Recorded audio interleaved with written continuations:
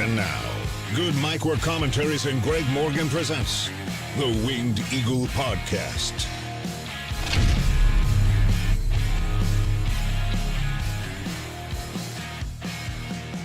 What's going on, everyone? Happy Monday night. And let me ask you a question. Is it just me, or is WWE, for some reason, really good at doing the same shit every Monday?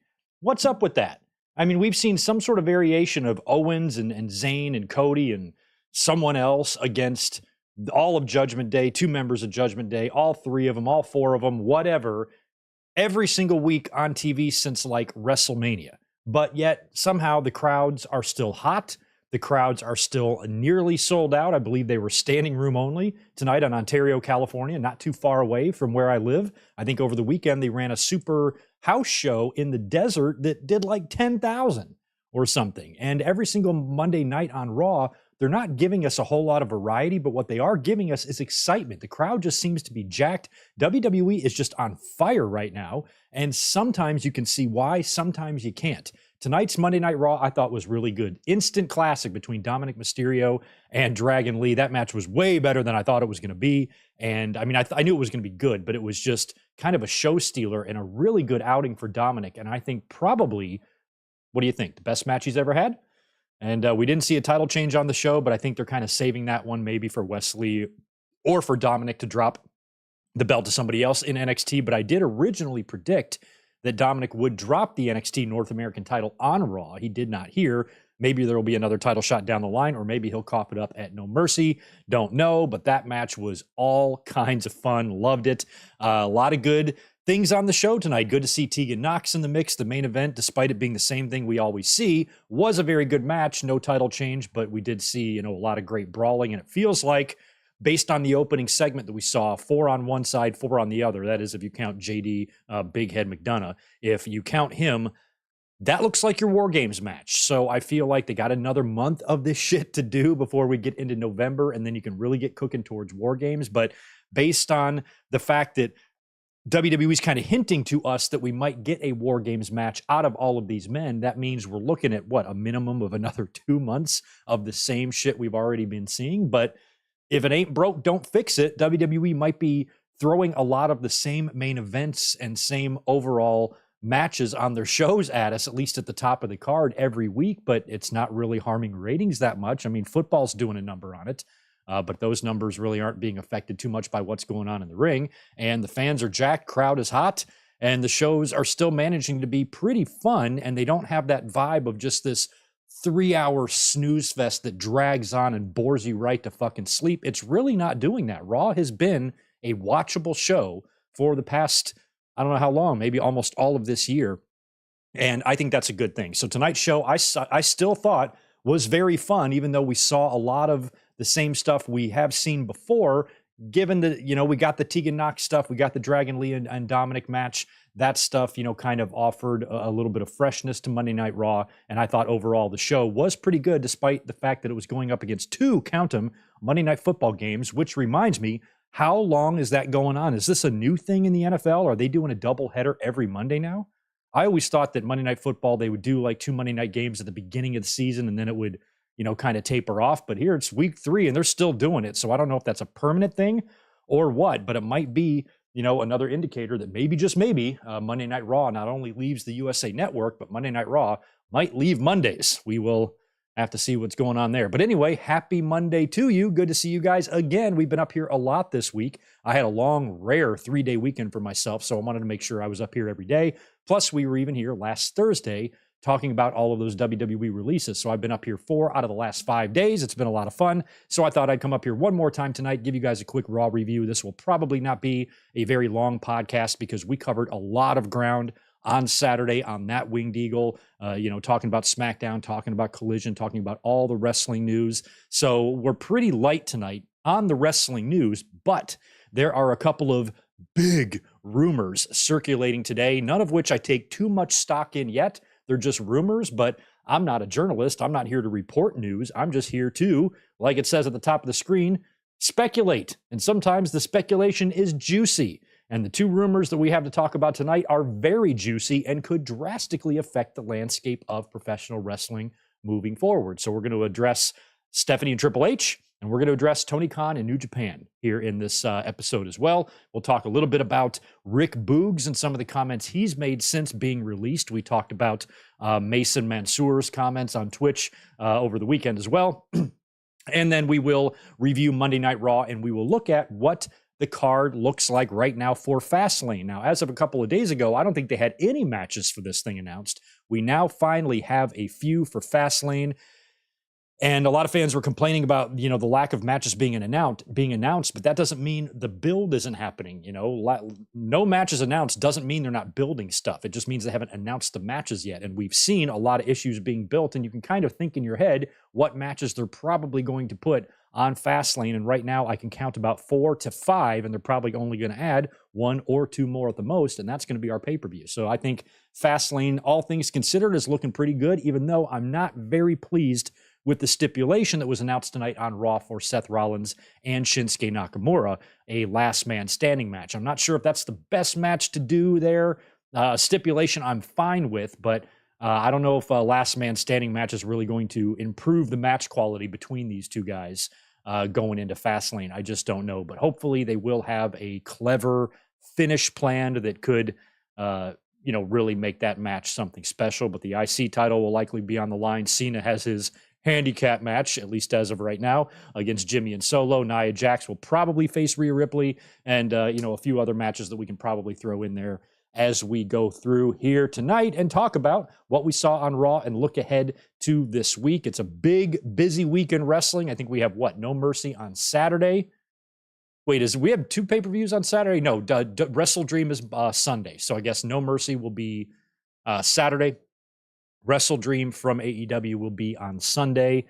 It's a big week, really busy week. We will be here on Sunday to live react to AEW Wrestle Dream, because on Collision, we didn't even talk about this in the Winged Eagle, but on Collision, Tony Khan said it's going to be the closing of one chapter and the opening of another.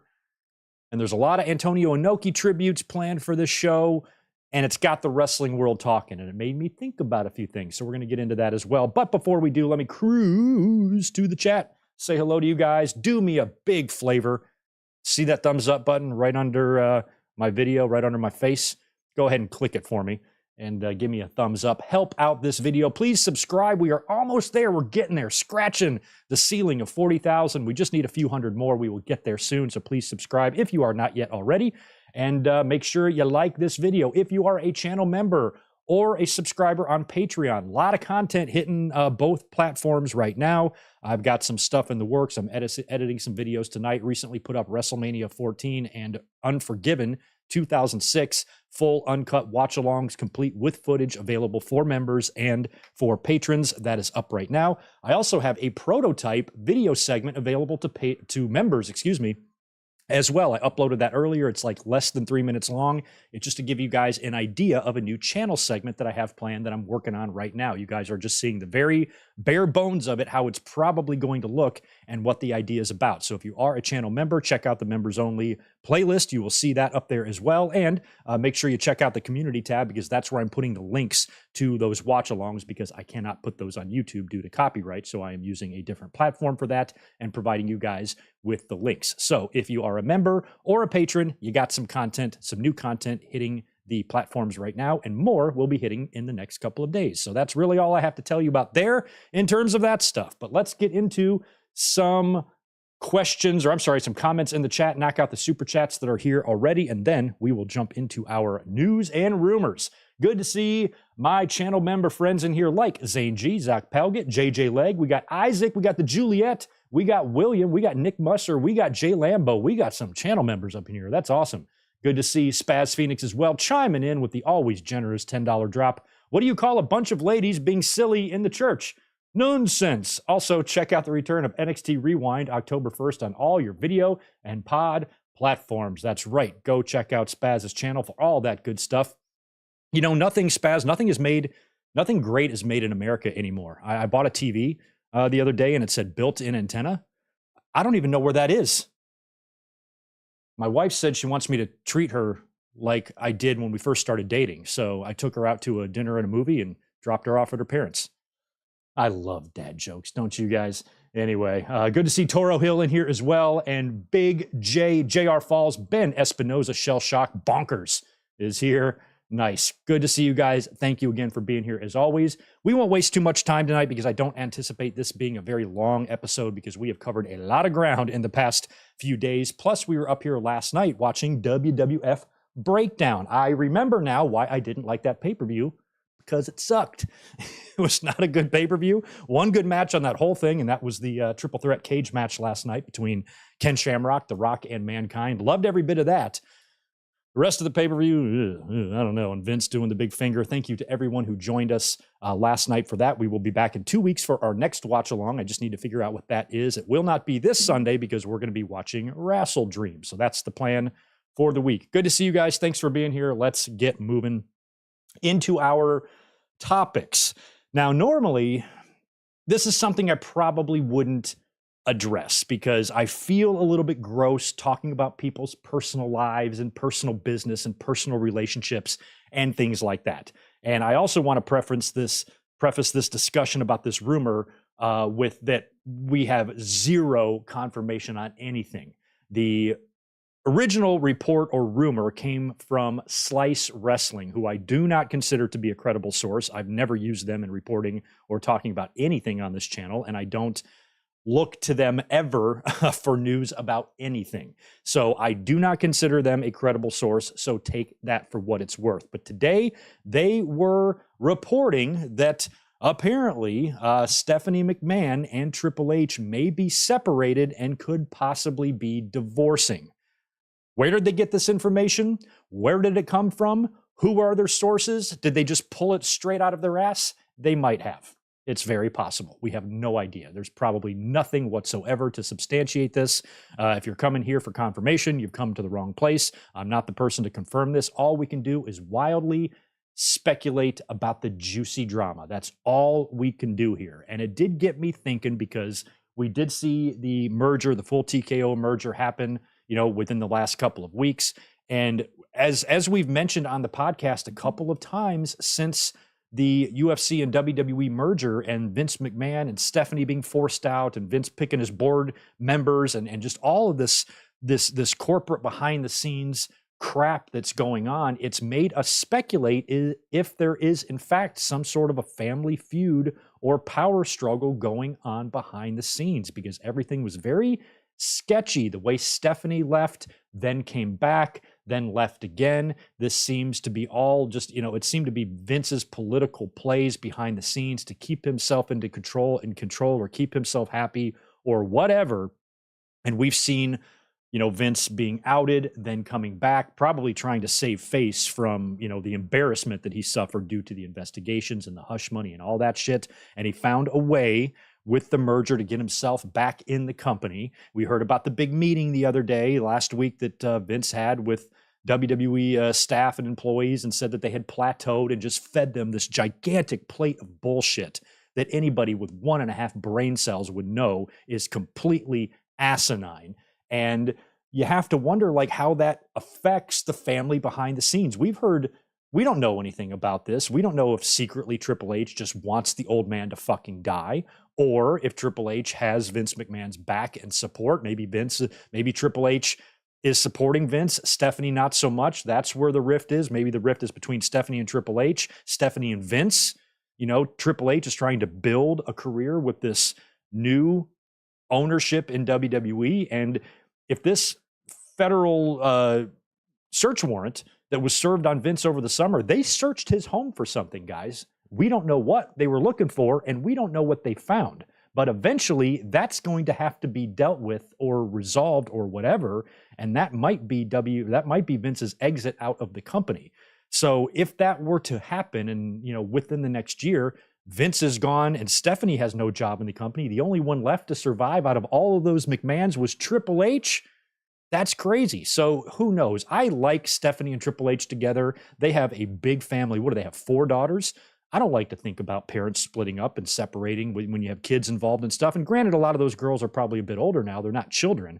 But still, that's sad, because without knowing anything about the situation, having zero knowledge of their personal relationship or the dynamics of it or whatever's going on, it's not, we don't know. But I might be inclined to assume that if we did hear any confirmation about relationships issues between these two, that it was probably due to all the shit that's been going on in the past couple of years with the company, with Vince and the scandals and the sales and the power struggles and Shane being ousted and coming back in and Stephanie being ousted and coming back in, and they're both gone. And then Vince, reinstalling himself and forcing his way back into the company. Morale was kind of up and down all over the place with the talent. They were happy, they were scared, they were happy, they were scared. It's a mess back there, during this transition.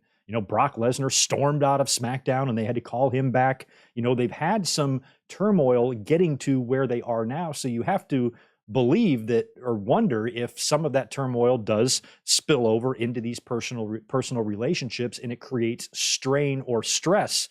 We don't know. But I mean, if we did get some sort of confirmation, if Triple H or Stephanie came out and said and publicly announced that they are separating, you would have to wonder or assume that all of this nonsense probably helped contribute to their problems. But that, again, is just speculation. I cannot stress enough how I want to be responsible about these things and talk about these rumors. I really don't like gossip.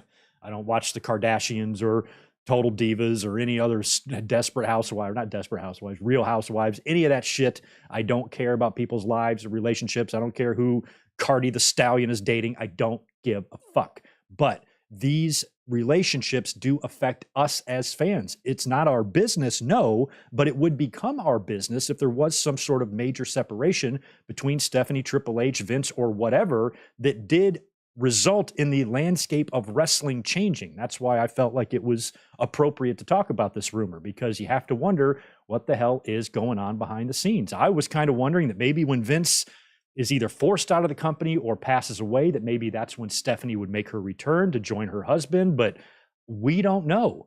And it got me thinking, one of the reasons why I wanted to bring this up is because, wrestling, the success of wrestling, we've seen this many times throughout history, and I think right now is no different. Everything is so fragile, because think about this. If something were to happen to Triple H, like right now, I'm not saying something bad, like he's sick, injured, died, anything like that, but let's just say something happened and Triple H could no longer, as of tomorrow, be the head of creative in WWE. Like he was just gone from the company for any amount of reasons. Pick your reason, it doesn't matter. He's just gone. What would they do? Who would their best option be? Bruce? You want to bring the batshit crazy, senile, crazy mustache fucker back in here to run things? Who would be the best person to take over from a creative standpoint? I know there's a lot of other players, there's a lot of other writers and management and people on the team, but who could really slide in and assume that role? It can't be Nick Khan. He's the business corporate end. Who would be the right wrestling mind to come in and take over in that role and know the characters, know the wrestlers, have that respect of authority? Who would you be able to plug in there that the wrestlers would feel comfortable with, that the fans would feel comfortable with? That news hits the outlets tomorrow. Triple H is gone from WWE Creative. I'm going to be shitting my pants. I don't know about you guys.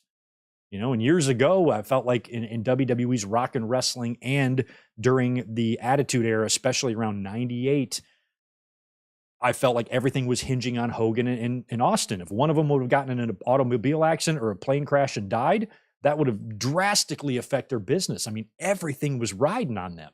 And WWE's got amazing talent, amazing production. Even when Vince was in charge, being the worst creative director that we could have ever asked for, WWE still had their moments of greatness. So it's not like the company wouldn't be able to survive. Somebody could step in and take over creative. But in the history of wrestling, nobody has ever really had a super long run as the head of creative. All the promoters of the territories were all short-lived once they all died off.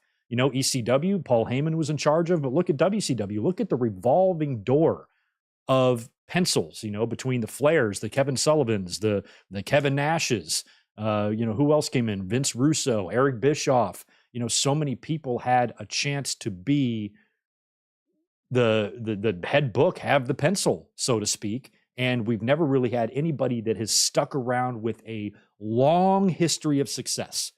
A lot of promoters have had their peaks where they've done well, but they've had plenty of moments of not having a lot of success or being less popular than they were, or whatever. So Vince McMahon has had the long track record, but as we've seen, as he's gotten older, it seemed like his control got stronger almost. Like the older he got, the more set in his ways he got, and the product suffered. We could see it. It was visible on TV. And I'm sure that was a blow to his ego when he saw that when he left WWE or retired for that year, and how well everything improved, ratings, attendance, fan interest, enthusiasm, everything across the board was up. So why would, he want to come back in and tear all of that down? So it feels like a lot of the credit here from a creative standpoint should go to Triple H. Is Triple H perfect? No. You will never, ever in your entire life find a perfect promoter or perfect head of creative. Triple H still does plenty of things that I don't like. I think he could do a lot better with the women's division, just like I think Tony Khan could do a lot better with his women's division. Just like I think Tony Khan could do better with not stalling out guys who start getting hot and shit like that. Every promoter has their issues, their quirks, their repeat offenses that we see as fans. And I think with Triple H and WWE, he really does feel like the best case scenario for them creatively. He was already in training for this in NXT. The job he did there and how over he got that brand. I'm not sure if Shawn Michaels is having that same effect on NXT that Triple H did. So if Triple H leaves creative and then you say, okay, well, Shawn Michaels basically has the same job as him in NXT, so let's just plug him in. I don't know. I think Triple H and Shawn Michaels are not the same person. I think they think differently. So I worry that if Triple H were to ever leave his role, and don't forget, he had a medical scare about a year or so ago with the heart thing, and he's retired officially from the ring. We'll never see him wrestle again. I worry that, a lot of WWE success and our happiness as fans hinges on him being there. And we would still have a fast lane next month and a Survivor Series and a Royal Rumble and a WrestleMania if Triple H wasn't there anymore. Sure. But who the hell would be booking this stuff? Who would step in and do it? That worries me.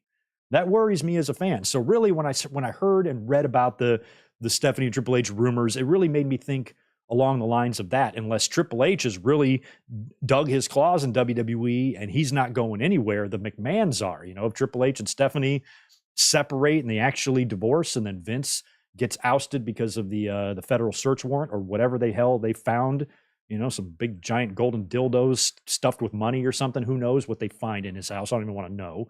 Whatever they find there that could lead to him being ousted, or just old age pushes him out, whatever it is, Triple H, and there's no Shane around, although they did bring him back at WrestleMania to come in and blow his knees out or tear his quads, but I don't know if he's got any official contract with the company or not. Shane would kind of be on your radar, but how great is Shane at creative? We heard a couple of years ago that he drove everybody crazy at the Royal Rumble and it led to his firing the next day. Is he somebody you want the head of creative, or he's going to try to shoehorn himself into every situation? Is that what we want? I don't know if Shane's the answer either. I think the only person that could really realistically do it and do it well would be me. Y'all want to call up WWE? No, I'm kidding. I don't want that job. I'd rather die. I do not want that job at all. I would age myself by 20 years and I'd probably die of stress in less than 5. So I don't want that job, but it makes you wonder. And it does make you wonder if, Triple H has got a career. He's got a business career. He's got a creative career. He's in charge. A lot of wrestlers depend on him for their spots, for their exposure, for making their money. And he also has a family to deal with. I mean, when does this guy have free time? Not to mention the cardiac issue he had. Do his doctors just want him running hard and redlining all the time with a ticker that's already had a couple of problems? I don't know. Is that healthy? So whatever Triple H is doing, I hope his job isn't too stressful for him, because I think that can really affect your thinking, your judgment, and how you can effectively do your job. And I think there's just a lot of people right now, a lot of wrestlers and a lot of fans really counting on Triple H.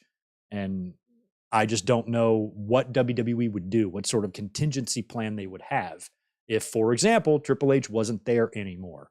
And it just makes me wonder. But as a fan, personally, I would hate if Stephanie and Triple H divorced. I hope whatever's going on there is either completely false or they reconcile, or whatever the result is. I hope it results in them not separating, because I think that would be sad. So we will see if anything comes of that as of right now, baseless rumor. I haven't heard or seen anybody that I consider credible follow up with anything significant on this at all. So everything we talked about just then was probably completely pointless to talk about, but we will monitor it. Let's talk about another wild rumor. I like this one. This one makes me feel a little less gross about diving into somebody's personal life, but this one has to do with Tony Khan and New Japan. Now, Wrestle Dream is coming up this Sunday, and on Collision, they ran a really interesting ad spot for Wrestle Dream with Tony Khan narrating it, where he talks about Antonio Inoki and the tributes they intend on doing for him, and then mentioned a couple of times that this is going to mark the closing of one chapter and the beginning of another, a new era. It's going to mark a new era in AEW. And I was watching Collision, and I didn't think too much of it. I just thought Tony Khan was just talking. I wasn't really paying attention to what he said. I heard him say it, but it didn't really register that, oh, I should pay attention to that. I don't even think I mentioned it in the podcast later that night. But then a lot of people are saying, what did he mean by that? We've also seen the Ring of Honor titles all being moved over to main roster AEW stars. They've been picking up a lot of those wins with Eddie Kingston and with the Bucks and Hangman winning the trios titles. So it makes you wonder what they're trying to set up for here. And we know that they have a relationship with New Japan. We've seen a couple of Forbidden Door pay-per-views. Will Ospreay's contract is coming up next year. Zack Sabre Jr.'s contract, I think, is coming up next year, too. You have to wonder what they're going to do.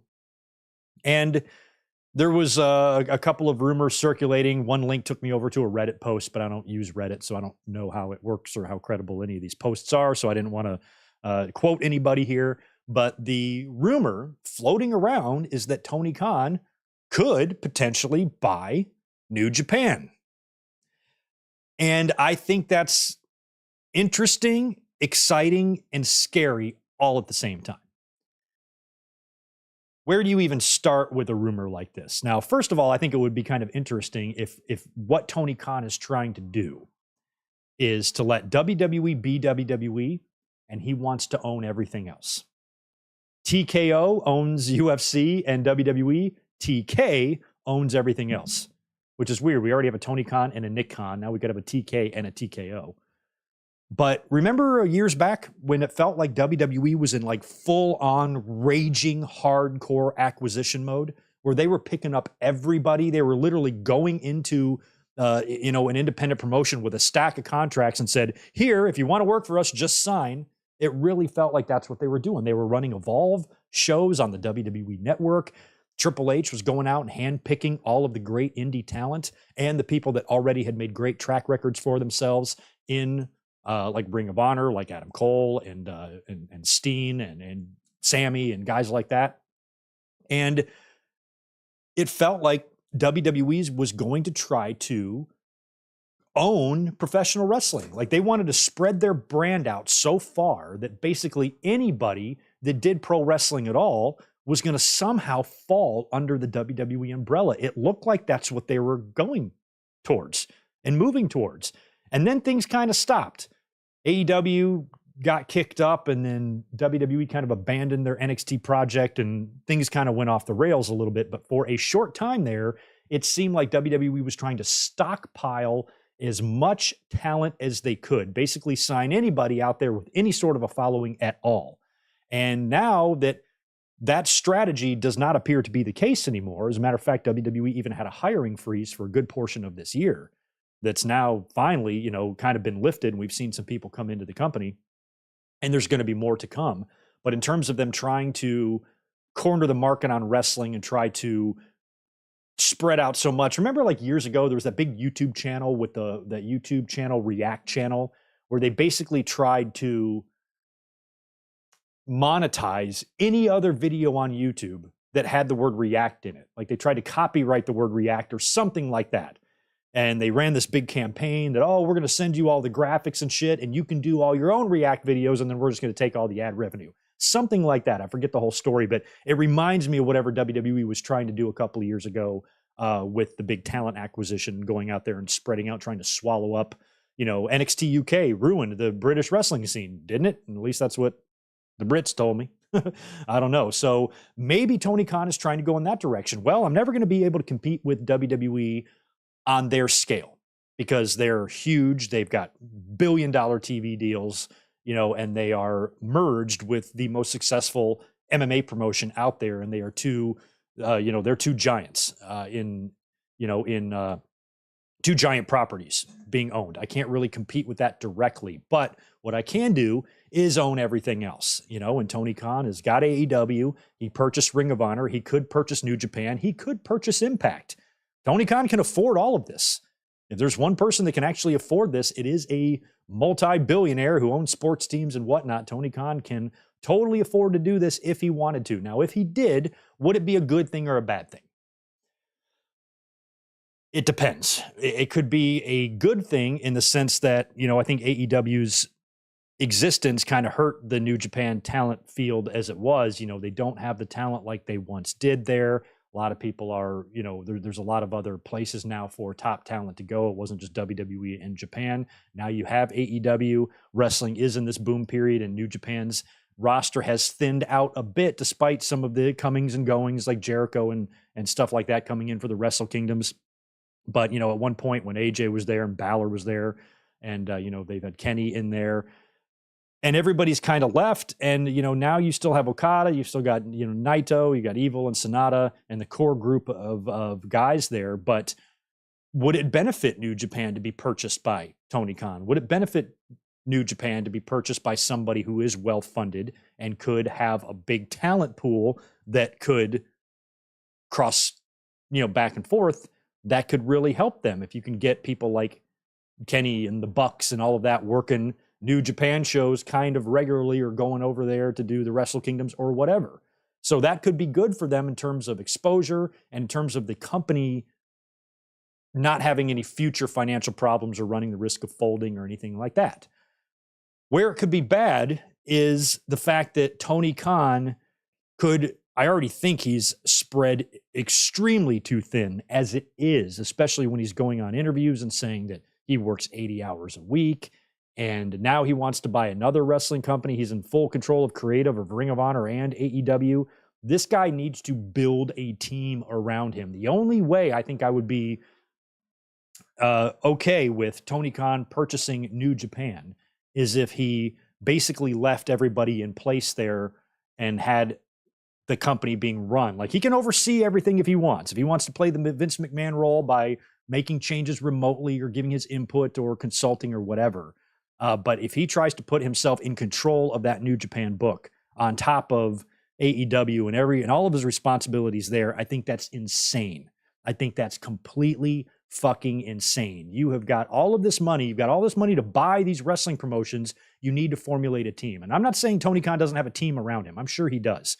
But I'm talking about people who can take some of the responsibility that honestly you really don't need. You should have a creative team. And again, I'm sure he does to some degree have a creative team. He's probably not sitting there at his kitchen table all by himself writing out all the TV. I'm sure he's got input. I'm sure he has help, but he needs more. And if he's going to buy New Japan, he needs to have an executive team in place that he can trust. No wrestlers, no bullshit, no crap. Put somebody in charge of New Japan who's already there, already working there or whatever. I don't know if he wants to keep Gato around or not. But whatever he chooses to do in terms of the booking there, I think somebody needs to be the head of creative there other than him, with maybe him making final approvals or whatever. Hey, email me your show. Let me look at it and I'll give you my input or whatever. So that's going to be a tricky thing. If we were able to get to that, and Tony Khan is young enough where, if he really wants to be the second king of wrestling, if he wants to be the name that's number 2 under McMahon in terms of the wrestling promoter that has done the most, owned the most, had the most success, made the most money, then maybe this is part of his motivation. Maybe he says, I want to be aside from Vince, the other name that you think about when you talk about professional wrestling. Maybe it's about that. He wants to preserve and protect the history and the future of wrestling because he has the money and the means to do it, and he's in a position to do something about it. He's a huge mark. Everybody gets all mad at him for being a mark, like that's a bad thing. I think it can pose some problems when you're booking. if you're a little bit too much of a mark, that's why you can book Saraya to win the title and shit like that. But that's hardly the worst quality a wrestling booker could have as being a mark. Fans act like it's the worst. Trust me, it ain't. And he would not be able to carry that workload in my mind. Nobody would. Even Vince, nobody should wear that many hats, because if you wear that many hats and your attention is that divided, that means you only have a certain amount of time to give, all of these different areas. And if you're the head of creative, that feels to me like a full-time job, much less negotiating TV deals, signing wrestlers, all the other things that Tony Khan does. I just really hope that he creates and builds a trustworthy, strong, smart, responsible team around him who knows what they're doing, no political BS, no ulterior motives, nothing like that. Just goes out there and does what they're supposed to do. But again, I don't know who those people are supposed to be, or anything like that. But if Tony Khan is going to take on another wrestling promotion, or if he has this desire to basically own every other major wrestling company out there that's not WWE, he can't do everything. And I would hate to see New Japan suffer because one guy insists on handling all the creative and booking all of the matches. I mean, it seems like he's having a great time. That's fine. But I don't believe it's a vanity project. A lot of people like to toss that word around too. No, Tony Khan loves pro wrestling, and he started a wrestling company because he had the money to do it. And I do think that there's certain things that he wants to accomplish, but I also think he needs to be smart about it and just don't throw money away and don't buy something that you can't make money off of. Don't buy an entity that you're not going to be able to use or whatnot. So if he's going to buy New Japan, I kind of think that would be interesting if we had a Tony Khan kind of sitting at the top of all of these other promotions, and he's kind of got a team in charge of each of them, and then he kind of oversees it all. That maybe could work. We never really, Vince was the first guy to really do this, except he swallowed all the other territories up and, just called it to the WWE. He didn't buy the AWA and the NWA and Mid-South and keep them all and sit at the top and let Watson and Crockett and Vern book. And then, hey, send me your shows and I'll look them over and tell you if they're good or not. That sounds like that's going to be kind of what Tony Khan is going to have to do if he buys any more wrestling promotions. He's going to have maybe AEW will be his baby and he'll be focused on that, but he's going to have to let other people book the other promotions. He has to. He has no choice but to do that. So best case scenario is what I said. He buys up wrestling promotions, gives them the money and the funding to be successful, and just puts a team in place that can make things successful. Let's say one booker isn't working out. Then you got to fire him and replace him with somebody else. And maybe you have to fill in for a little while or whatever. You need to have a structure, a succession, so to speak. If somebody isn't out, you move somebody back in. That way you don't create the feeling of chaos. That's what WCW had. You never knew who was in charge there. TNA went through the same thing. Dixie left and, who was there? Cornette was there and Bruce was there and Brusso was there and fucking bunch of people in and out of that damn place as well. And WWE, at least for them, has always had Vince. And then after Vince, it went right to Triple H. And we haven't had 16 guys in between the two of them. It went from Vince to Triple H. Both, in my mind, at their peaks, were very, very trustworthy. Vince, there was a time where I did trust Vince McMahon's vision. Not anymore, but there was a time where I thought he had his finger on the pulse pretty good. He doesn't know what the fuck he's doing now. But Triple H is a little more, keyed into that. And I trust what he does.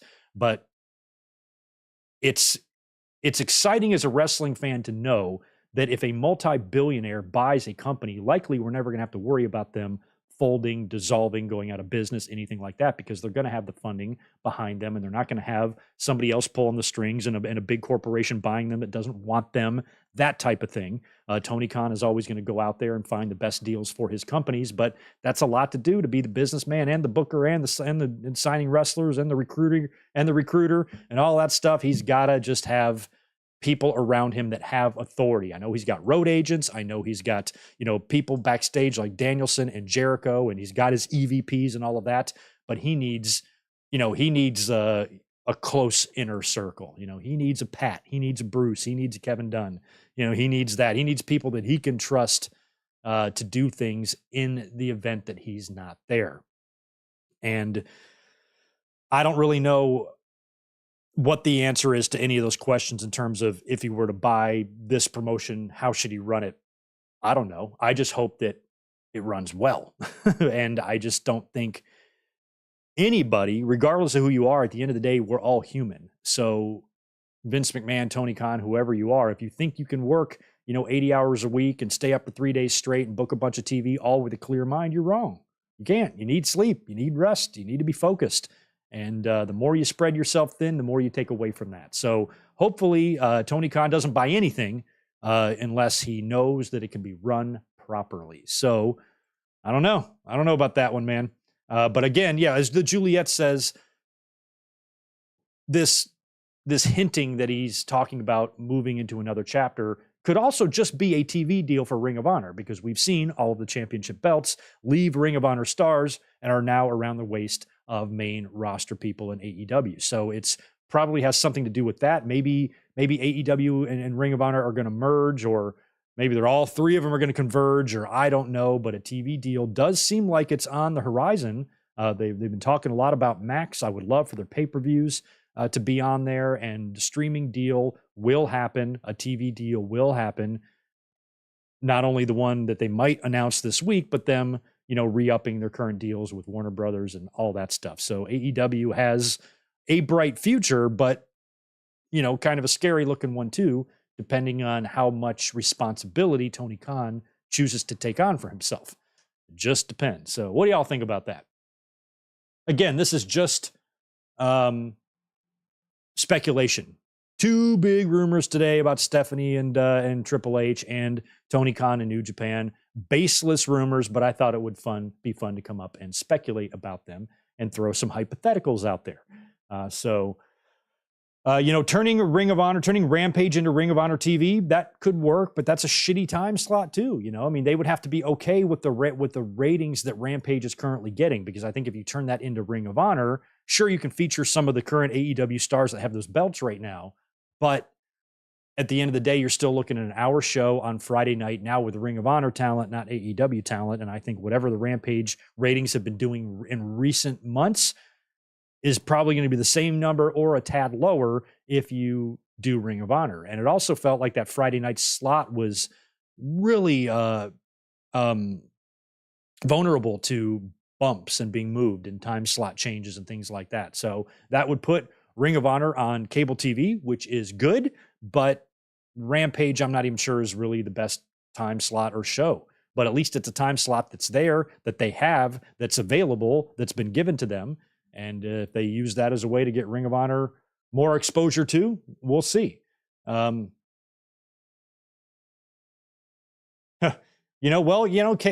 Leg, if Kenny and the Bucks booked a New Japan, I think the fans would immediately start freaking out if Kenny and the Bucks booked AEW. They're going to book all that. They're just going to think they're biased and all that. But shit, New Japan, man.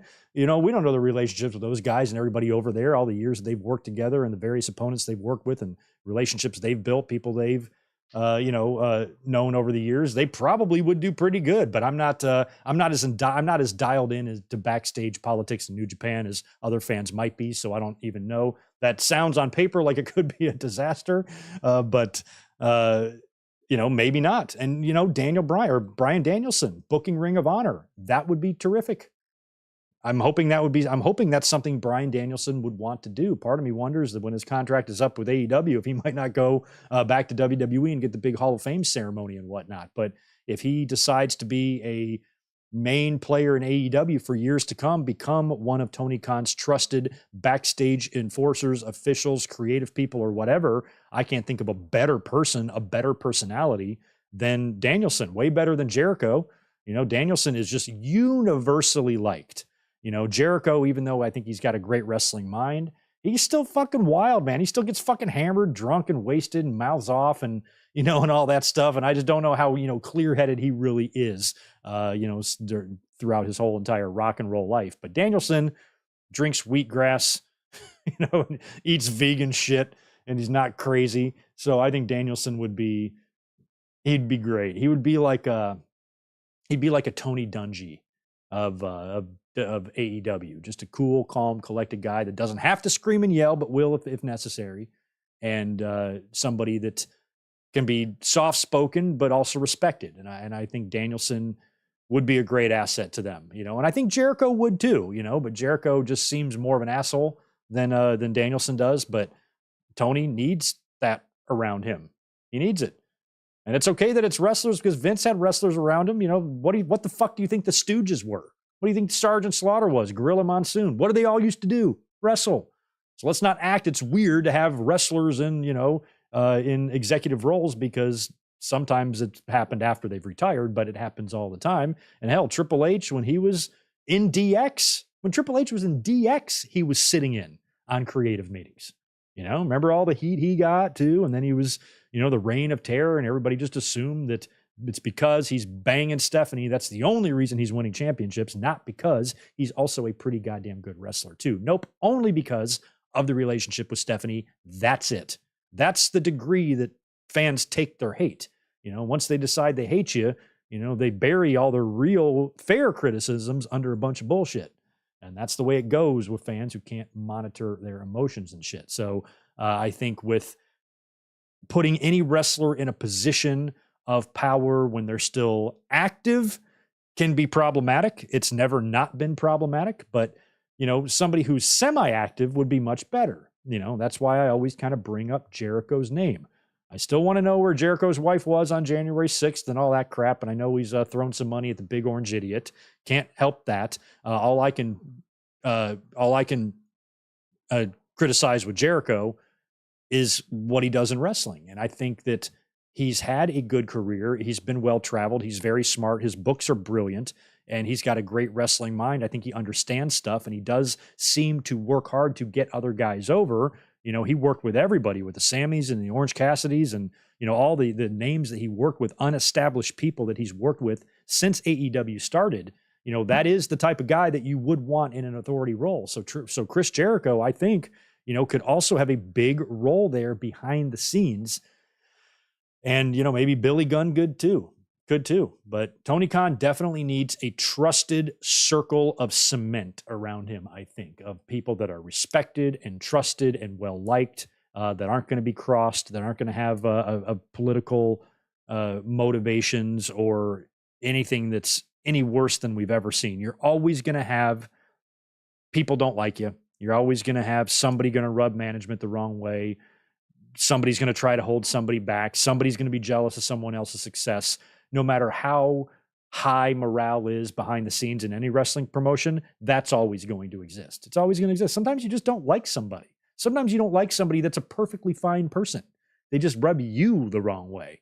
There's nothing you can do about that stuff. So, if you have somebody in a position of power in AEW that decides they don't like a wrestler, then tough fucking shit. Like, apparently, what happened to Rick Boogs, who has said a few things since being released, and he said that he believes that Vince leaving directly hurt him. It hurt him politically once Vince was out of the picture.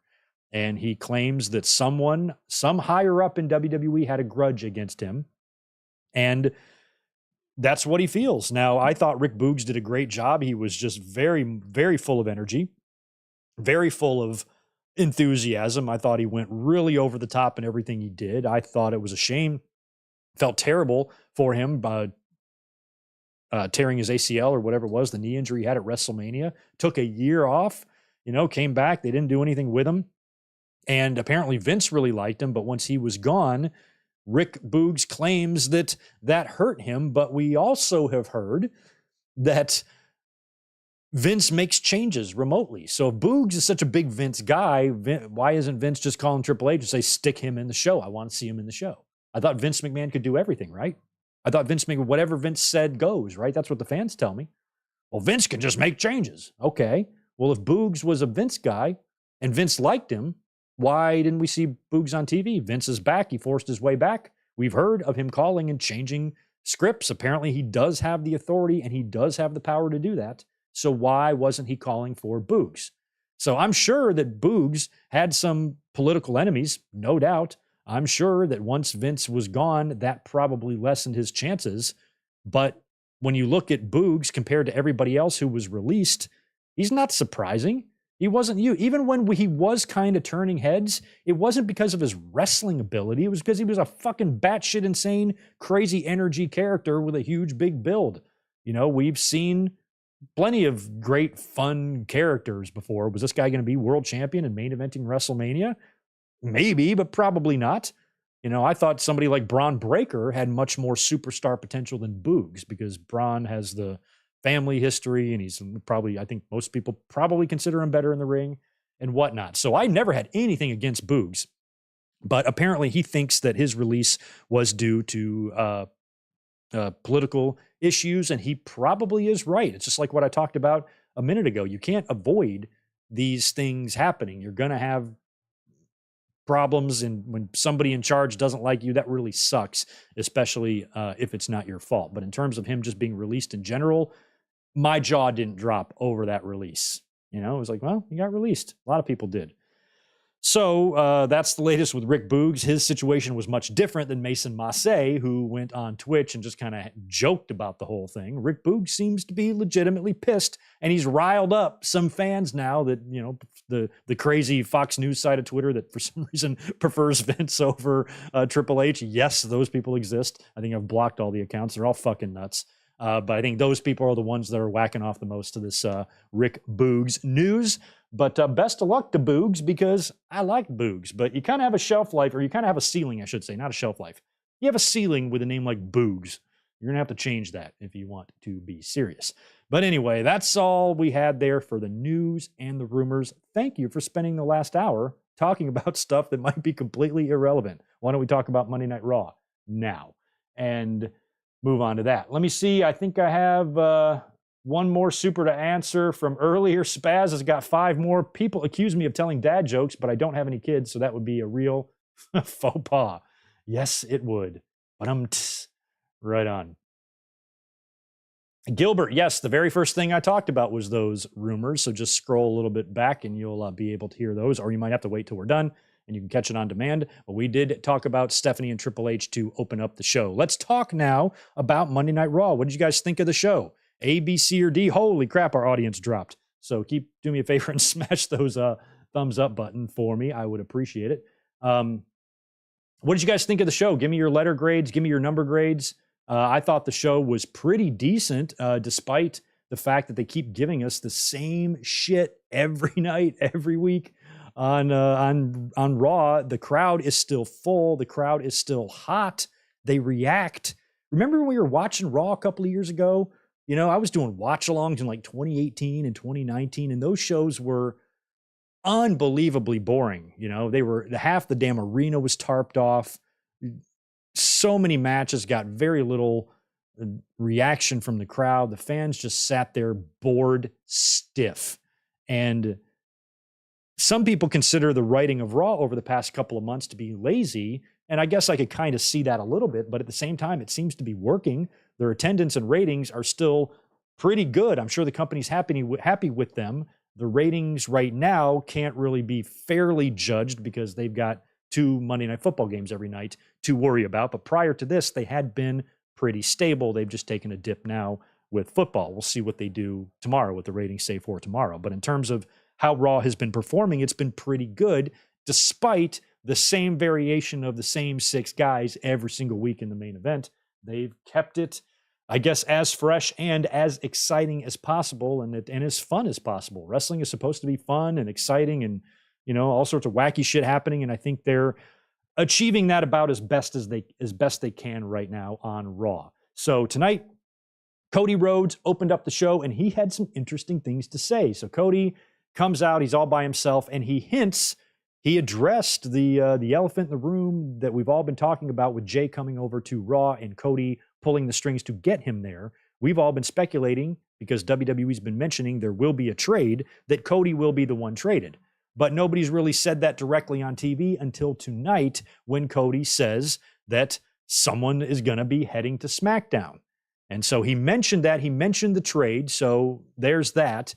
And then he says the line, something to the effect of, "Something tells me we're not in the 3rd inning anymore." Now, that is a direct response to Paul Heyman, who did that interview not long ago, right at the end of SummerSlam, where he says the Bloodline story isn't even in the third inning yet, or in the third inning. And we're like, what? I'm like, bitch, you are in extra innings because now you've really overstayed your welcome. And look at what the Bloodline is currently on TV. Sure, Roman can pop back in, rejuvenate it, and we can finish strong at the end of the year in various different ways. But in terms of finally what they did at SummerSlam, I think the Jey Uso loss and how it went down was just, they went to the well once too often. You know, we swallowed up Sammy. Fans are still pissed about Cody. A lot of them are. I've stood by that Cody should have won ever since WrestleMania. I really haven't changed my tune. I've listened to arguments on the other side, and I agree with some of them. You know, and I'm not completely 100% down the middle, but I think now looking back, I'm more definitely leaning towards my initial stance of that Cody should have won at WrestleMania. I think things would have been no less interesting than they are now. Now, Cody could still complete his story next year at WrestleMania 40, create a great moment, you know, rendering the entire year of debates pointless now because we got our moment. It turned out to be great. And it turns out that we didn't miss out on anything big. Because in my mind, nothing would have been better than Cody winning in LA.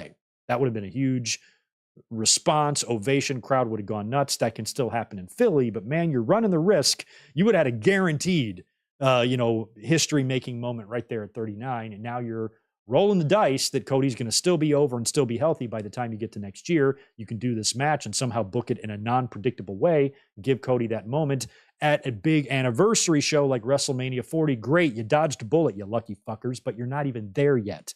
You still have to get there. So Cody hinting that he might be going to SmackDown or there is a trade happening it feels like it's letting the fans know in a way that just be patient, guys, because I've seen a lot of comments about Cody lately that he's not doing much, and he's not. You know, WWE's booking him like shit ever since Brock. It feels like he fell off the face of the earth. It's because WWE probably does have those internal plans. I've been talking about that since July. Remember before SummerSlam, what did I say? What was I saying about Brock and Cody? Guys, assuming that SummerSlam is the blow-off between Cody and Brock, and Cody beats him, and WWE has internal plans of Cody and Roman next year at WrestleMania, what the hell does Cody do between now and then? He can't face Seth because the story isn't winning that title, it's winning the other title. So how do you keep him away from Seth? Seth's going to have to feud with somebody else, and you're going to have to keep Cody busy. So basically, Cody's got a whole lot of treading water to do until it's time to pick this situation back up. So now it looks like he's almost like putting the fans' minds at ease. Hey, guys, I'm going to be doing this shit with Judgment Day. We're probably going to have a War Games match. But let me just mention the SmackDown thing. That way you know that there's plans for me. I'm going to let you guys know that just be patient. I wouldn't be bringing this up if it wasn't going to mean something. And he even talked about, you know, why he wanted Jay on Raw and whatnot. You know, there's reasons why I wanted Jay here, hinting a lot that he might have a plan. He might have a play, an idea of how to make his road back to Roman Reigns, and that's all part of it now. So him dropping that hint here made me happy. It gave me that, oh, it's happening. It's happening, you know? I mean, I'm not going to say, oh, he's definitely just going to SmackDown tomorrow. It's just a tease. I think you can still wait until after War Games, after the War Games match, whatever happens there. They could have some big angle drop. Last year, it was all about Sammy proving himself to the Bloodline, right? So this year, it could be Jay proving himself to Cody, Sammy, and Owens, or JD proving himself to Judgment Day.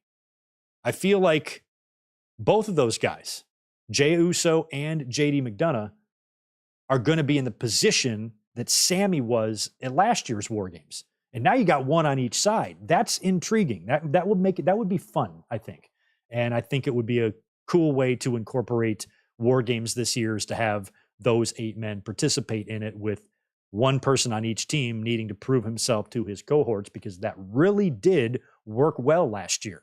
That ending to War Games last year with Sammy doing the deal to Owens and Roman accepting him, that was money, you know? I don't know if they can ever, replicate that this year, but some sort of dynamic like that is probably what they're going to do for War Games, unless I'm completely misreading the situation. Do I have this all wrong and I'm an idiot, or is this what it looks like they're going for here?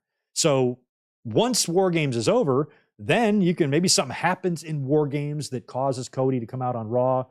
Maybe he loses. Maybe it's JD who proves himself to Judgment Day and, Jay fucks up. And then Cody's like, you screwed me over last night. You screwed me over at WrestleMania. I'm out of here. I'm going to go to SmackDown and beat Roman so and leave you here. Who knows? But maybe something like that on the night after Survivor Series, we get Cody making the jump. Or maybe even that is too early. Maybe we're talking about after Christmas, or into January or whatever. And if that is going to be the case and Cody's going to go to SmackDown, you would still think that the winner of the Royal Rumble would want to challenge Roman Reigns, but they might actually have to do something like the winner of the Rumble challenging Seth for whatever reason. I just think the Rumble winner should want to challenge Roman. So to get Cody to Roman, maybe they don't want him to win the Rumble, and that's why they're doing the trade, but you still got The Rock on the back burner. Who knows what's happening there? A lot of stuff up in the air. But anyway, Cody goes on to talk in his promo just for a couple of seconds, and Judgment Day comes out. Now, Dominik speaks to massive boos. A lot of talk. Dominik's got awesome heat. A lot of talk of WWE piping in boos or whatever. If anything, they're probably just turning down his mic and turning up the crowd. It's just an equalization thing or something. It's probably all it is there. But, man, he gets an unbelievable amount of boos. They're about to all square up with Cody until Jay comes in and stands face to face with Cody. So it was about to be like 3-on-1. Now it's 3-on-2. And then out come Sami Zayn and Kevin Owens. Now there's 4 of them in the ring. And then JD McDonough comes out and joins Judgment Day. Priest does not want him there. JD comes out to basically even up the odds, make it 4-on-4. He convinces Balor and Dominik to run in the ring and start brawling. Priest stays behind, pissed off, but then realizes he's got to go in there and fight for his boys or they're going to get their asses kicked. But by the time he gets in there, all of Judgment Day has been thrown out of the ring. Now he's by himself and gets the shit kicked out of him by all 4 babyfaces in the match, and he is pissed off. So once I saw all of that, that's what kind of gave me the War Games idea. I feel like that's got to be what they're doing, right? So we'd hear more from Priest later on. We had big, meaty men, and I mean big, meaty men. I think we should call them the authors of catering because Barrett said, or Wade Barrett says, the catering has been decimated because Otis and Bronson Reed were back there preparing for the big, meaty men slapping meat fight that would happen on Raw. I loved this. These guys are the same height, same size, same weight, same everything. I would like to get these guys on a scale and get their exact weight and their exact height. They did show a tail of the tape, I think, but I missed it. So I don't know if you guys caught any of those numbers, but you talk about 2 guys that look the same. They both look like the King Kong Bundy LJN rubber figure. They've got that body about them. I think they would make a fun tag team, but they would be too gimmicky if they were a tag team. They would be like, we already had Heavy Machinery, but they would probably have a name like that.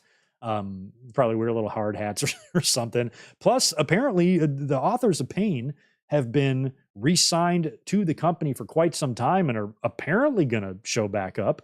Looking for Authors of Pain and Kairi Sane showing back up on TV real soon. I'm excited for that. But if you had Bronson Reed and Otis on a team and Authors of Pain on the other, holy crap, that's a lot of meat. This was a very fun match. For 2 guys this beefy, they can both move pretty good.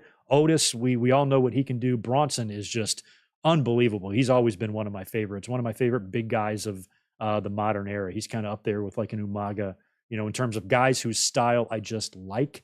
And he's kind of got the old school, Bam Bam, vibe to him as well. He can execute that amazing tsunami splash from the top rope, which he hit on Otis for the win, by the way, and won the match, beat Otis clean. And after a big win last week, clean over Gable, right? He beats Otis here. Good stuff. Loved that match.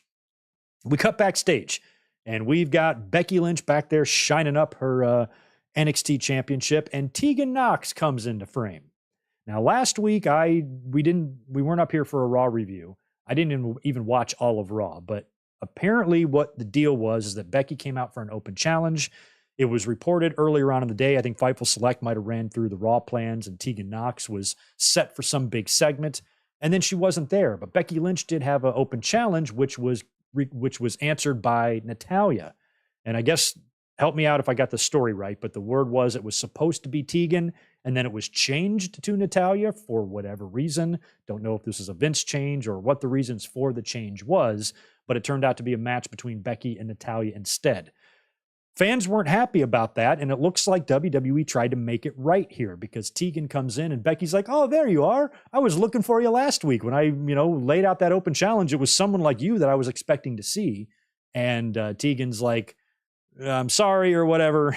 And later on, I think they go to commercial. They come back. Tegan approaches Adam Pearce. And this I didn't like. I do like Tegan Nox a lot. The little segment with Becky was very wholesome, but this was a little too wholesome because she comes up to Adam Pearce and she goes, "Mr. Pearce, do you think it would maybe be like okay if, for like example, maybe sorta, kinda like, like after No Mercy and Becky and Tiffany have their match for the title, would it be okay if I like got the next shot?"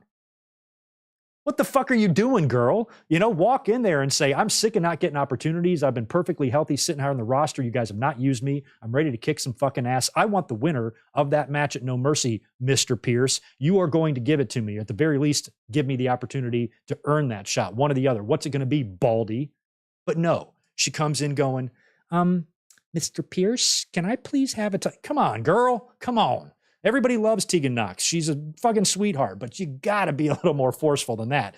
So that was just a little bit too sweet of a way to ask. And then Pierce was like, "Well, I don't know." And then immediately Natalya shows up and she gets in there. And I got to say, I saw Natalya and I was like, she looks great. Is it just me or is she amazing looking right now? I have been complaining for years about Natalya's like ring gear. It's always been crazy looking. It looks like a crazy person put it together. And I'm like, what's going on with the ears and the shit coming all off of her? I always thought it was like so over the top. And I'm like, what is all this shit you're wearing?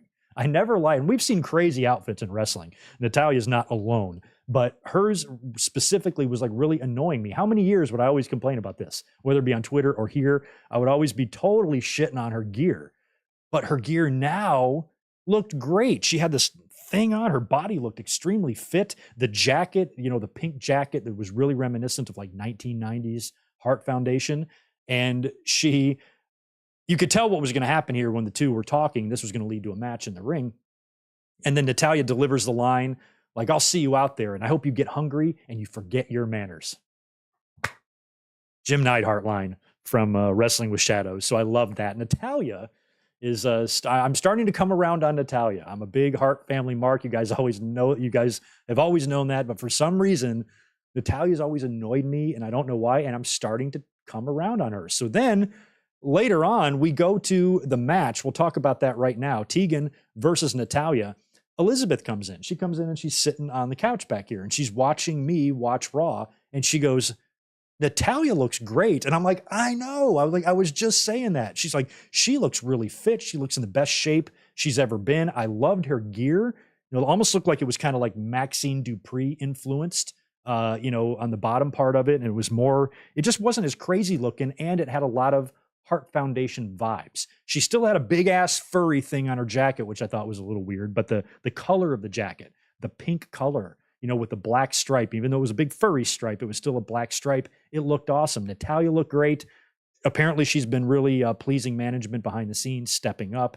And I am officially ending, as of today, September 25th, 2023, I'm ending my grudge against Natalya. Girl, I love you. I got your back from now on. I'm sorry for anything bad I ever said about you. You've really stepped it up, and you've kind of made me take notice. And she is she's been in the company a long time. She's a legend. She is a locker room leader.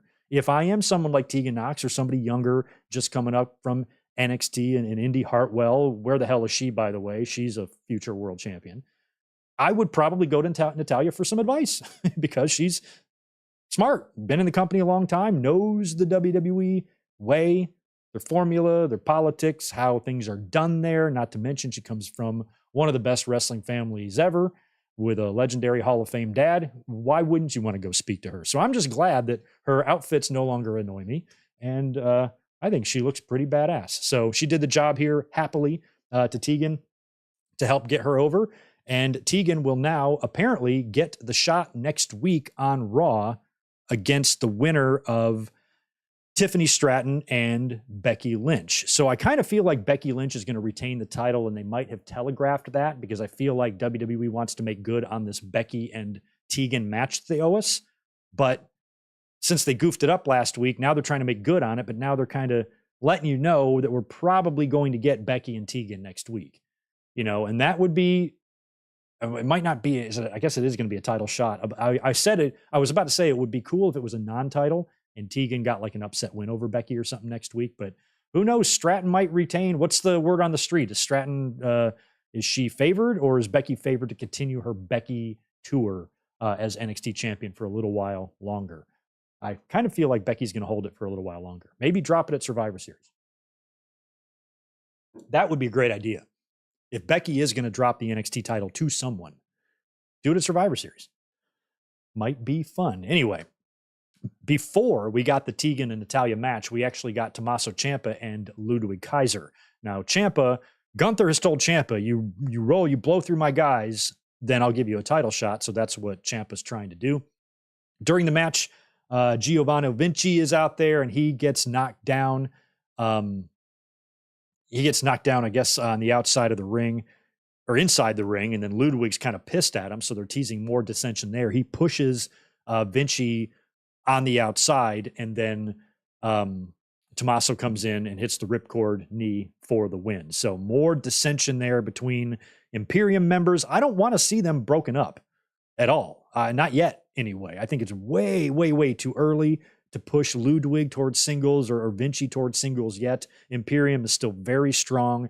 They're established. I am not ready for them to break up yet. As a matter of fact, later on, Ludwig would approach not American Alpha. What are they called? Gable and Otis and Maxine. Them. Alpha Academy. He approaches them, giving them shit in his little snotty ass way, and Gable tells him to fuck off. But he keeps trying to recruit Maxine. And I'm wondering, if they don't do a split here between Ludwig and Vinci, maybe it's a swerve. Maybe Triple H is going to let us think that there's dissension between these guys. But then during a match that involves Alpha Academy where you think everything is going to come to a head, we get a swerve and Maxine joins the group. I like this trend. Mia Yim's in the OC and Rhea's in Judgment Day. And I would love to see a woman join the Bloodline or Lashley's crew. And if you did something here where Maxine, who I do love, her energy, she is really fun as a babyface. She makes me smile every time she's on TV. And I really like her in her role. But I could also kind of see her, in one of those tight black, jumpsuits with her hair pulled straight back and just kind of straight ahead, and if she were to swerve everyone and turn heel and then join Imperium, that would be pretty fun. The problem is I don't think she's great in the ring in terms of being a hard-nosed, wrestler, unless Imperium tries to take her under their wing. We saw her training with Gable and getting all of that experience. Maybe they then take the fundamental stuff that she learned from Gable, bring that into their crew, and give her a smash mouth killer instinct style.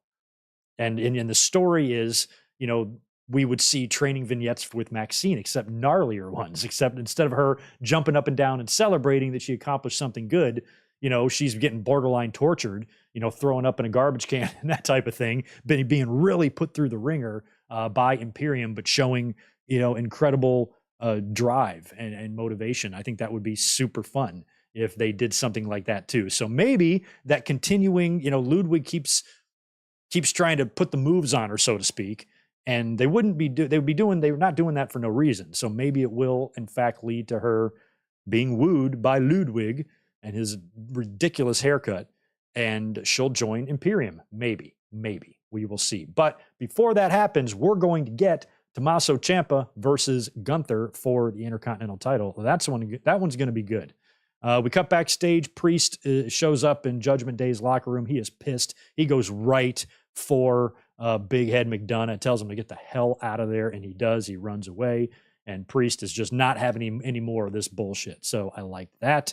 I like an angry Priest. I do. He's He's not, he's very good at being pissed off. So I like that when it comes out. He's pretty scary. Seth Rollins was out next. He borrowed his wife's outfit from when she wrestled Charlotte at Survivor Series 2021, that red outfit. He goes, babe, can I borrow your Survivor Series 2021 outfit? Of course, babe. I can't do her accent. So he wore that. He's out there all in red, and he's awaiting Shinsuke Nakamura's answer to the rematch for the title. Now, Nakamura comes back on screen, so it's another one of those really well-produced vignettes with subtitles, very good. And he accepts the match, the rematch, and it's going to be at Fastlane. But there's going to be a stipulation. And he stipulates that it will be a last man standing match. I don't like that. I kind of wish it was something else. I know you can't do a Hell in a Cell. They haven't really incorporated a stretcher, so a stretcher match wouldn't work, but I think some other stipulation would have been better. I really don't like last man standing matches unless they're between people that really, really have a super hot issue. You know, now if this is the top angle going in wrestling, then you throw a last man standing match into any top angle, I'm fine with it. But this one, Nakamura and Rollins, is good. I like both of them, but this hasn't really been an industry-changing feud, you know, so to speak. So, you know, with these guys, the last match was good, but not great. And now you're going to book a match that's going to have a whole bunch of spots of going 1, 2, you know, and all that shit. And it just gets old. So I don't know if that stip is best for these two, unless WWE already has like the finish, you know, because that's what you do. You get your finish and you book backwards. So maybe they have some crazy idea or some crazy finish they could do that could either unbelt Rollins while protecting him or beating Shinsuke and still allowing him to go on doing something, you know. And so maybe they have some creative finish in mind, and you know they've decided to do it that way. Now they just have to have the match and execute the finish. But otherwise, I probably would have preferred. I would have preferred an Iron Man match, you know, or something. Let's test your back, Seth Rollins. You say your back is fine. Let's find out. 60-minute. Shinsuke. Seth. I can't do it. But something like that. Or maybe a 30-minute Iron Man match or something else. But I don't know. Last man standing, I don't know if I'm into it. But I'm not going to just write it off because that would be idiotic. Seth Rollins and Shinsuke Nakamura are professionals and good ones. I've watched them wrestle in person before, both of them, each other. And I trust them. I trust them to come through here. They might not have the pressure of the main event because I think it's very likely that the main event is going to go to Solo, Jimmy, John, and John in the handicap match. It's going to go to the handicap match because, of course, John Cena is going to go into that match by himself. That's going to happen.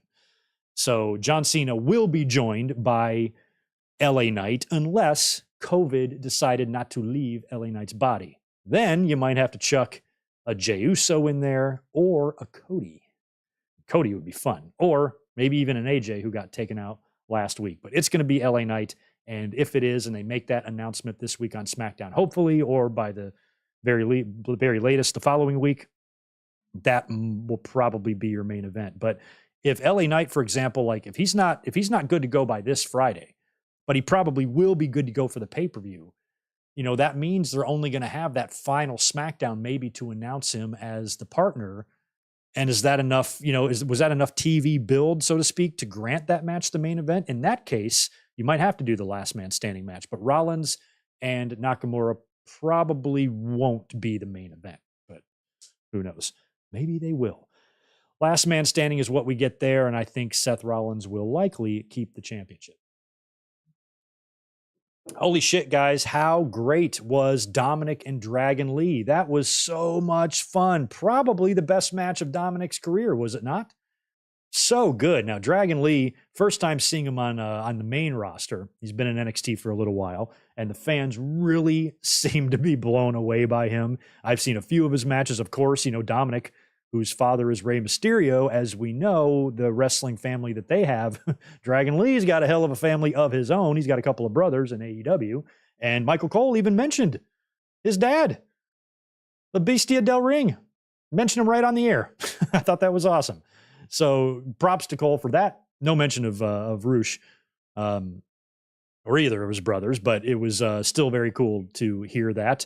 They worked really well together. Dominik, sometimes we've questioned his ability in the ring. Is he really ready, for prime time? He's mediocre in the ring. He's just okay. I think the kid's had some good matches, and I think he understands what to do. I think he's had room for improvements, but in terms of being on the big stage and having big matches, he delivers. His WrestleMania match with his dad was amazing, and this one here was just really fun. And mommy was not in the house. I thought Dominik's title was in legit jeopardy tonight since Rhea is still nursing and licking her wounds from the bonsai drop. So I'm like, Dom's here. Not only did nobody cut his chicken tenders and catering today, but he also is by himself against a very formidable opponent, a guy looking to take that belt back to NXT from whence it was stolen. But turned out to be one fun ass match. Clean win for Dom, winning with a frog splash. Excellent ending sequence there where he kind of crotched Dragon Lee on the ropes and he fell down, and Dominik was up quick as Randy Savage right to the top rope to hit that frog splash and retain the title. That match was so good. Instant classic, and apparently it was produced by Nick Aldis, who was being tried out as a producer there. Don't know if he's got the full-time gig or not, but if he's producing a match like that, this isn't house show bullshit. This is Raw, a big match on Raw, and it turned out to be incredible. So Dragon Lee, glad he got that exposure on the main roster for the regular WWE audience, because he is something else, and I loved every bit of that. That was just tremendous. So Dominik retains. Awesome to see him out there having a good match. Nia Jax was out next. She was going to be interviewed by Michael Cole, and she, of course, has returned a couple of weeks ago, attacked Rhea Ripley. She's using the bonsai drop now, or she's calling it something else. I'm calling it the bonsai drop. I don't recall her using that, unless I forgot 6 years of Nia Jax history where she's been using it. I don't recall her really using that as a finisher, unless I've just blocked all of Nia Jax's career out of my head, which is possible. But she's using that now. She squashed Ripley with it the other week, and she keeps making a point to call herself human. I am the most dangerous human. I don't think you are, but that's what she says she is. She's the most dangerous human in WWE. I think the most dangerous human in WWE was released a couple of days ago. His name was Matt Riddle. Men and women beware. But Nia Jax says she's the most dangerous human. Out comes Zoe Stark, who just power walks her little pit bull ass right to the ring, gets right in Nia Jax's face in a shoot. I think I think Zoe could take her. And they start shoving or whatever, and we get a match between the two after the commercial break, which Nia Jax wins. Zoe puts her over. Nia hits her with the bonsai drop for the win, and she does have new music that she debuted last week or whenever the first time we heard it. I don't like it any better than I liked her previous theme. My biggest critique of her previous theme is it was way too poppy, way too much energy, didn't come off like someone who would be a heel. And Nia Jax is very big and large and powerful and strong. She should project, I think, like a menacing, type of persona. You should fear somebody that's bigger than everybody else. That's what they do to, Omos isn't coming out there to the Backstreet Boys. He's not coming out there to this shit. Think of what his music is. Dum, foam, just this big, loud, scary, final boss of a superhero movie type of music, So I'm like, why doesn't she have that? So now she's got her new music, but it's still kind of poppy. It's not harder. It doesn't go harder. It's not edgier. It's not intimidating in any way at all. When Nia Jax first came in, they were kind of focusing on like her physical beauty. She would kind of do the eye thing and stuff. So I guess back then maybe I could understand the more poppy sounding music. But as she went into multiple different heel turns and heel runs throughout the years, I'm like, why aren't they changing her shit up? They should. So I'm wondering why they're not changing the Street Profits stuff up right now. Maybe they're in the process of doing that. But I thought Nia Jax's new song isn't any better than her old song. And I just think if she wants to portray herself as dangerous, as a force to be reckoned with, as the irresistible force, you should have music that should represent that. Not represent, the fifth most popular song amongst 17-year-old girls. I don't know. So anyway, Nia Jax is back. She beats Zoe Stark. Yay. those of you who were with me, some of you might have been in the chat who were there. I know, Zane, if you're here, you were there. So on WrestleMania weekend, we did the big hangout on the night of Smackdown outside of Crypto.com Arena or Staples Center. And we sat next to Zoe Stark, who was having some dinner with Steve Carino, and in walked Nia Jax. Now, Nia Jax wasn't working in the company at the time, but she walked in right past Zoe Stark. They didn't even look at each other. Is that where the feud started? It started right there, guys. We were there for it. Always remember, never forget. After that, we had Drew McIntyre on Miz TV. Drew's been having some issues with the New Day lately. You know, it started out fine and respectful. That was when Riddle was still hanging around. But things started getting tenser between McIntyre and Kofi. And Miz is now bringing Drew out to be on Miz TV. So Miz kind of stirs the pot with Drew and Kofi, trying to make an issue between them. New Day then comes out and starts talking about limp dicks and whatever, and kind of getting on McIntyre's case. They argue over the Jey Uso stuff and what's transpired last week and the week before. Every time they trade words, Miz interjects, and then Drew has to tell him to shut up. So Drew told Miz to shut up like 6 different times. This leads to Drew McIntyre one-on-one with Kofi Kingston after the break. It was a very good match. These guys are both legends. I like Kofi a lot. I was even thinking about Kofi Kingston today, and I was thinking about his WrestleMania victory when he won the title, and the footage of MVP and Shad, emotional backstage, and just how special that moment was. For a black wrestler to have that moment at a WrestleMania, and just what it meant, and the career, and the way he held the title for quite a long time before it was ended in the most miserable way ever at another show I was there live for at Staples Center. But despite the way it ended, I'm still just thrilled for Kofi's longevity. He's been there for so long, just putting in, solid work year after year. He's always there. He's always entertaining, and he is a Hall of Famer. And I was thinking about him today, before Raw even. I came across some Kofi Kingston clip or whatever, and I was like, when he goes into the Hall of Fame, that's just going to be super special. I just can't wait for him to go into the Hall of Fame and have Xavier and Big E induct him together. It's probably what's going to happen. And have his family there and everybody that he worked with throughout the years, and just think it's just going to be one of the more pleasant and more heartwarming Hall of Fame inductions. For some reason, I don't know why, I'm really looking forward to his. And of course, I'd be looking forward to Drew's too, and anybody else on the roster, but something about Kofi, it's I just cannot wait for his Hall of Fame induction. It's going to be really, really special. So anyway, good match here between these two former world champions. We had Ivar coming out. Now, I didn't realize that Eric, I don't know if Eric is kayfabe injured or legit injured. You guys got to fill me in on that. He wasn't there.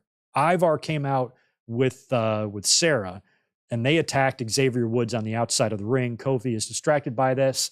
He takes a Claymore to the face. Drew pins him and wins the match and walks off. And then Ivar comes in the ring and kicks the shit out of Kofi, while Drew just stands and watches and walks away, seemingly continuing his transition into becoming a heel, which I'm hoping happens sooner rather than later. We're finally probably up to the final steps of it, I guess. But they got derailed a little bit too, because Riddle was a part of this stuff up until a couple of weeks ago. So now, I don't know what kind of match you do at Fastlane, if you do a rematch between Drew and Kofi, or if there's a handicap match. I don't know what they're going to kind of do, but it feels like a full-blown heel turn from Drew, hopefully, is just right over the hill here, unless he is leaving the company still. We don't know if he's re-upped his contract or not. Apparently not.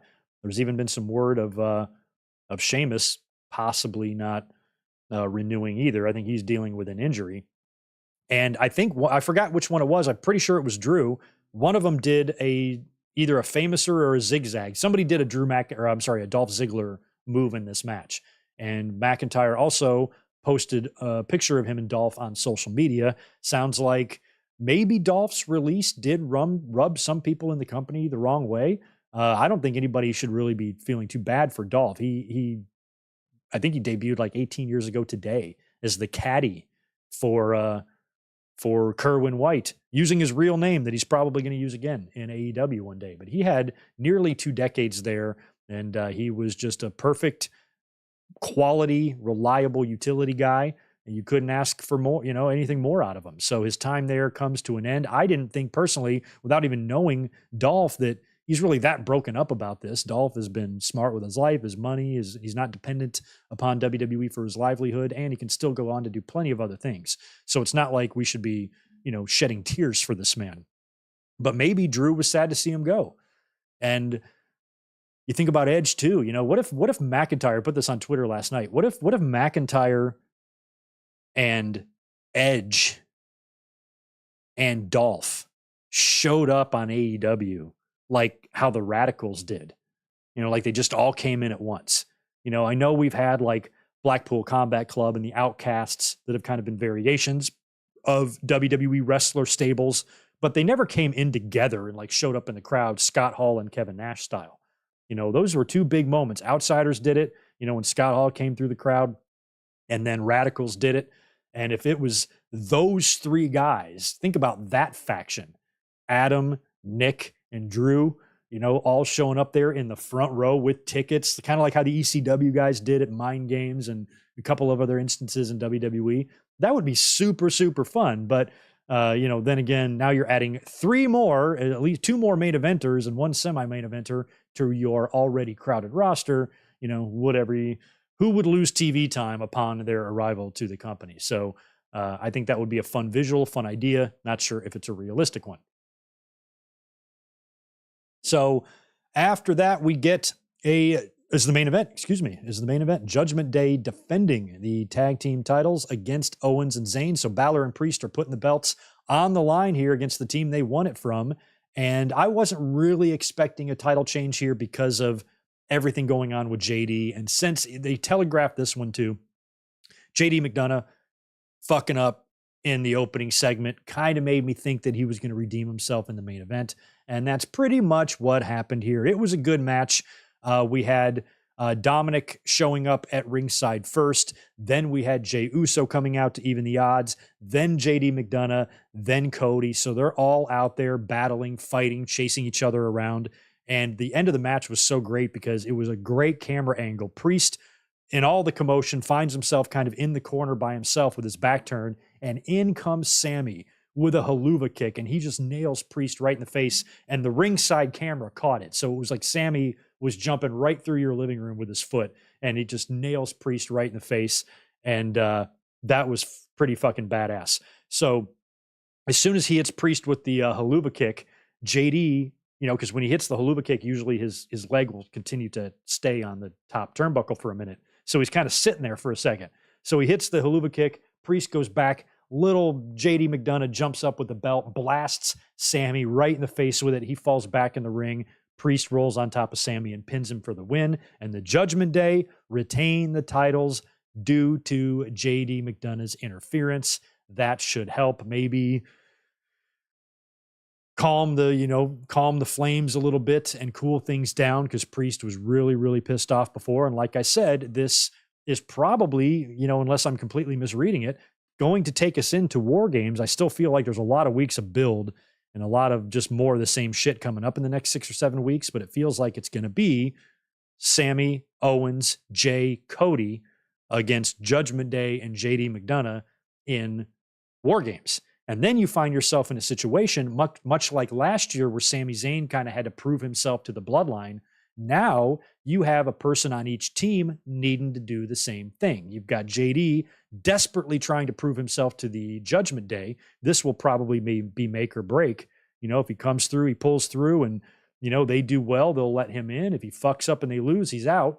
So a lot's riding on this. And then on the other side, you got Jey Uso, who is still not trusted by Kevin Owens. And a lot of people apparently in the WWE locker room aren't very trusting of Jay. So he's going to have to do the same thing. Are we going to try, or can we trust you to do the right thing? And they've also teased the stuff with Jay joining Judgment Day. He told them no last week, but they've teased some stuff with Jay and Rhea Ripley too. That was hilarious that one week where I think it was Balor who approached Jay backstage, and Jay's not paying him any mind. He's like, Judgment Day are big fans. Like, I'm a big fan of you. Dom's a big fan of you. Priest is a big fan of you. And every time he says that, Jay is just not looking at him. And then he goes, Rhea is a big fan of you. And Jay goes, for real? And immediately perks up. So like, what if, there is some sort of a swerve at War Games? Maybe Jay does join Judgment Day. Maybe he needs a new family, but I like the Jay and Sammy relationship. So I don't think though they should be at odds again, but maybe if Jay, whatever he wasn't getting out of the bloodline, because he was abused by the leader of the bloodline, he's probably not going to have that abuse in Judgment Day. And if Rhea Ripley abuses Jay, Jay will probably like it. Who wouldn't? So he might find a better home there than the bloodline. So maybe they're setting up for some big swerve. They've already planted the Jay and Rhea seeds. So why plant it if it ain't going to grow? Just a thought. But yeah, feels like Judgment Day is where they're going. And I like the dynamic. If both of these guys still don't have the trust of their partners by the time we get to War Games, then that should be a pretty fun story unfolding in the ring. So here's what we got next week. Gunther and Ciampa contract signing for the Intercontinental title. And we're going to have Tegan Nox challenging the winner of Becky Lynch and Tiffany Stratton for the NXT title. Fastlane is set up like this: Seth Rollins versus Nakamura in the last man standing match. Most likely we're going to get Ciampa and Gunther for the IC title. We're going to get John Cena in a handicap match taking on Jimmy Uso and Solo Sikoa, but John Cena will likely be joined by LA Knight. They just got to make sure he gets over COVID. If he gets over COVID before next Friday, he will be John Cena's partner. If not, I think it might be Cody or it might be AJ or something. I can't see him going into that 2-on-1. They would put someone in his place. We might get Nia Jax versus Rhea Ripley unless they want to wait on that issue. They might want to wait a little bit longer. Maybe they view that as a bigger match than a Fastlane match, so they hold it off and Ripley stays off TV and then comes back and attacks Nia, but we don't get the actual match set up until beyond Fastlane, but we might get it. And we'll probably get 2 to 3 more matches announced, rounding out the card at about 6 or 7 matches, and I think it looks okay. I'm interested in that Ciampa and Gunther match. I think that could be a show stealer. So anyway, I have reached the end of my notes. I will go over here, answer the super chats, and see if you guys have anything else that you want me to discuss, and then I'm peacing. Jose Lopez, good to see you. I'm doing well, man. Thank you so much for being here. I hope you're doing well. Juliet, no, I did not hear any mention of Riddle tonight, but when I watch Raw, I'm only 65% paying attention, so I didn't notice anything. I thought maybe we could get Julia, yeah, Rush is Dragon Lee's brother. I think it's Rush and Dralistico and Dragon Lee are all brothers, right? And then their father wrestled in Mexico for years. But yes, what was I just saying? But no, I thought they were going to maybe mention Riddle in the Miz TV segment. I'm like, maybe they'll mention something under their breath or whatever and make some sort of subtle nod to his release, because you still have to maybe on TV explain where Riddle is. Up until a couple weeks ago, he was a part of all this. So I think it was possible that they could have mentioned something tonight, but they did not. Jordan Karg, it is good to see you. Appreciate the $5. What's up, Greg? Did you hear the rumor on Stephanie and Triple H separating? I doubt it's real, but very interesting. We spent about 30 minutes on that at the beginning of the podcast here. So we're about to sign off here in a minute, so it'll be available on demand. You can scroll all the way back. Also, I will put the audio to this on the website and push it out to the podcast feed in case anybody wants to listen to this in their car or when they're working out thinking about me. So keep that in mind. Let me see if there's anything else you guys need me to mention. I got all the supers. Don't want to miss any. Oh, that's true, Ryan. I didn't even think about that. War Games last year was 5-on-5. Yeah, because it would have been all the Bloodline and Sammy versus all the baby faces. You could still do 4-on-4. It would be just fine. But yeah, since McIntyre is kind of involved in the Jey Uso stuff, I could see him being over there as well. And maybe that could be where his full-blown heel turn comes, although I feel like we're already going to be there. Yeah, he could go heel and join. Man, think about McIntyre in Judgment Day. He'd look good there. He's dark and likes swords and shit, right? He would be perfect there. Drew would look good in purple. There would be some power struggles in that faction. You put McIntyre and Priest. Man, that could be a decent program. McIntyre and Damian Priest. Oh, thanks to Juliet. Yeah, that's just an idea, a little prototype up. I'm going to do a video of formulating clips from all of my watch-alongs, because we tape a watch-along every Sunday on this channel.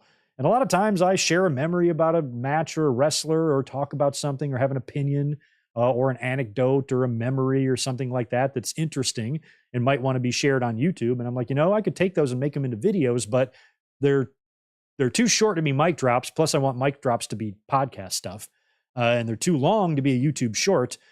So if I gather up like 5 of these clips at a time, 5 to 10 of these clips at a time, and make a little 10-minute video, 15-minute video out of all of them, that's the new segment that I'm kind of working on. So if I've ever discussed something or mentioned something in a watch along that you thought would be a good thing to throw into one of these, let me know where to find it. Otherwise, I've just got to remember things that I say, or scroll back through some of my videos and see if I can find content. But I have an endless supply of stuff because we've watched a lot of videos together. So anyway, that's coming. I gave the channel members a sneak peek at that today. And if you are a member or a subscriber on Patreon, there's a bunch of new content on there right now. So thanks again for everything. And thank you very much for being here tonight, guys. It was a long week. We were up here Thursday, Saturday, Sunday, and tonight. So that's 4 out of the last 5 days. Not sure when my next stream will be. Man, not exactly sure. It's definitely going to be the podcast this week, but it might be, I guess it's going to be Saturday. Unless we get some breaking news, I'll come up here Wednesday. Wednesday will be a good day ahead of Dynamite. If anything crazy happens tomorrow, I can come up here. I'll have some availability on Wednesday. If not, just keep a lookout for Wrestle Dream predictions. That's what I need to get up here. I got to look at my schedule. We're going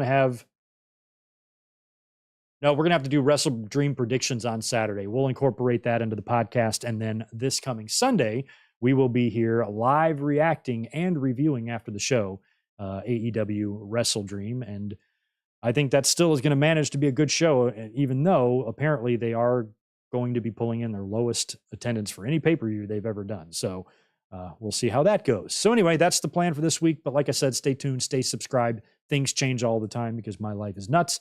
And appreciate you being here. See you guys very soon. Have a good